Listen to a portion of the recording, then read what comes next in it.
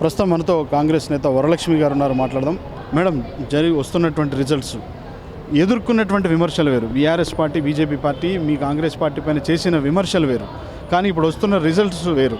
ఎలా చూస్తారు? వాళ్ళు ఎంత విమర్శలు చేసినా కూడా మేము అభివృద్ధిలో వెళ్తున్నాం, మా థాట్ వేరు, మా ఆలోచన విధానం వేరు. ముఖ్యంగా ఏంటంటే కాంగ్రెస్ పార్టీ విధి విధానాలు వేరని చెప్పాలి. ఇందులో మేము తీసుకున్న అభివృద్ధి, ఈరోజు ప్రజలు అభివృద్ధి కావాలనుకుంటున్నారు, అభివృద్ధినే ఆకాంక్షిస్తున్నారు. వాళ్ళు బీఆర్ఎస్ బీజేపీ ఏదైతే దుష్ప్రచారం చేసిందో మా ప్రభుత్వం మీద అవన్నీ ఫేక్.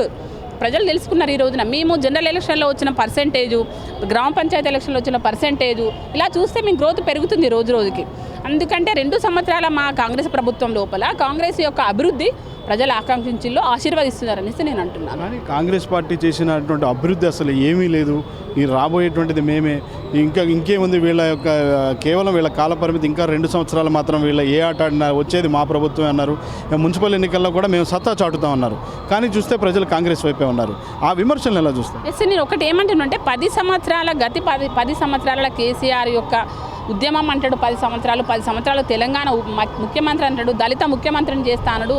మమ్మల్ని 420 హామీస్ అంటున్నారు. వాళ్ళు ఎన్ని హామీలు ఇచ్చిళ్ళు అంటే ఉద్యమ కాలంలో ఇచ్చిన హామీలు కావచ్చు, నన్ను మమ్మల్ని టీఆర్ఎస్ పార్టీని మీరు ఆశీర్వదించండి, మేము ఎన్నో చేస్తాము తెలంగాణ రాష్ట్రాన్ని, కానీ అన్ని వర్గాలకు వాళ్ళు ఇచ్చిన హామీలు ఏమైనాయి అనేది వాళ్ళు ఆలోచించుకోకుండా ఈరోజు మేము ఇచ్చిన హామీలు ఏవైతే 6 గ్యారెంటీలు ఉన్నాయో మిగులు బడ్జెట్లో ఉన్న తెలంగాణ రాష్ట్రాన్ని ఈరోజు ఎంత దారుణంగా మా చేతిలో పెట్టిలు వాళ్ళు. అయినా కూడా మేము భరించుకుంటా ఈ రోజున మేము ఇచ్చిన హామీలు ఒక్కొక్కటిగా నెరవేర్చుకుంటూ పోతున్నాం. ఏది కూడా మేము ప్రజలకు ఇచ్చిన హామీలను తూలనాడలేదు, వెనక్కి తీసుకోలేదు కూడా. ఇంకా 2 ఎక్స్ట్రానే ఇవ్వడానికి ఈరోజు ప్రభుత్వం పనిచేస్తుంది ఇక్కడ.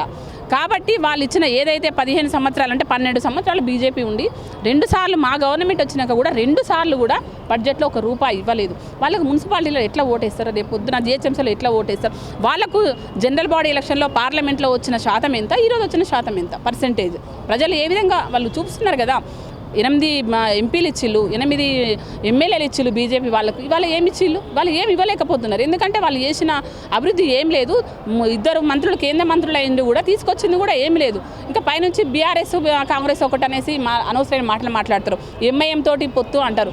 మాది సెక్యులర్ పార్టీ, మేము అందరినీ ప్రజలను మనుషులతోటి మాకు సంబంధాలు ఉంటాయి. మీలాగా మతాలను అడ్డుపెట్టి మేము ప్రజాపాలన చేయలేము. ప్రజాపాలన దిశలో మేము వెళ్తున్నాం. కాబట్టి అటు బీఆర్ఎస్ బీజేపీ ఎన్ని చవాకులు బీలినా కూడా మాకు అవి దారి చేరమని నేను అంటున్నాను. కానీ కాంగ్రెస్ భయపెట్టి గెలిచింది, అధికారాన్ని అడ్డం పెట్టుకుని భయపెట్టి గెలిచింది అని చెప్పి 2 పార్టీలు బీఆర్ఎస్ బీజేపీ 2 విమర్శిస్తున్నాయి. ఇక అంటే ఆడలేక మధ్యలో ధరం అంటారు కదా, ఆడలేక మధ్యలో ధరం. ఇవాళ ఏం లేదు, అభివృద్ధి అని చెప్పలేరు కదా. చెప్పక మమ్మల్ని మేమేదో అసలు ఎక్కడ కూడా మేము ఏ డిపార్ట్మెంట్ కూడా ఐఏఎస్లకు కావచ్చు, ఐపీఎస్లకు కావచ్చు, వాళ్ళ పరిధిలో వాళ్ళని పనిచేయమంటున్నాం. చట్టాన్ని కూడా మేము చేతిలోకి తీసుకోలేదు. అలా తీసుకుంటే బీజేపీ వాళ్ళు బీఆర్ఎస్ వాళ్ళు ఈ రోజున ఎక్కడ ఉండేవాళ్ళని నేను అంటున్నా.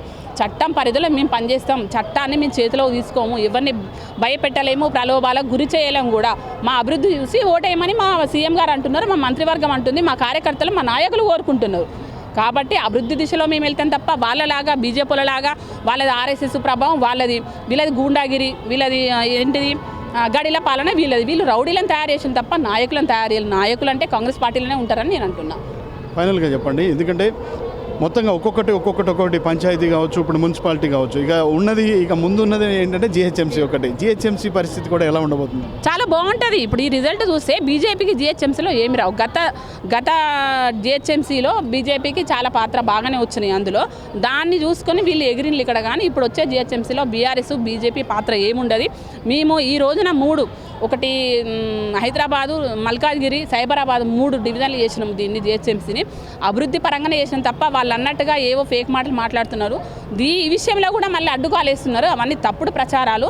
ఖచ్చితంగా ఇక్కడ ఉన్న జనాభా శాతం పెరుగుతుంది కాబట్టి దీని పరిధి పెంచాలనేసి సీఎం రేవంత్ రెడ్డి గారు యువత భవిష్యత్తు కోసము, వాళ్ళ ఉద్యోగాల కోసము ఈరోజు పరిధిని పెంచిండు.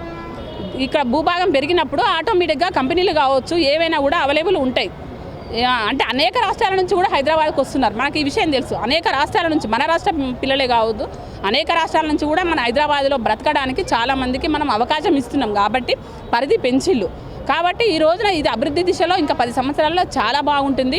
ఒక అంటే నంబర్ 1 ప్రపంచంలో నంబర్ 1 పట్టణంగా ఇది కేంద్రంగా నిలబడుతుంది. కాబట్టి వాళ్ళు ఓర్వలేక మేము అభివృద్ధి చూడలేక వాళ్ళు ఈరోజు ఇలాంటి మాటలు మా మీద మాట్లాడుతున్నారు. సో ఏది ఏమైనప్పటికీ కూడా కాంగ్రెస్ పార్టీ వెంటే ప్రజలు ఉన్నారు. బీఆర్ఎస్ బీజేపీ చేస్తున్న విమర్శల్లో ఏమాత్రం వాస్తవం లేదనేటువంటిది ప్రజా తీర్పుతో తేలిపోయింది అని చెప్పి వరలక్ష్మి చెప్తున్నారు. ఇది వరలక్ష్మితో face to face. Video journalist అబ్దుల్తో తేజ 99 టీవీ గాంధీభవన్ నుంచి.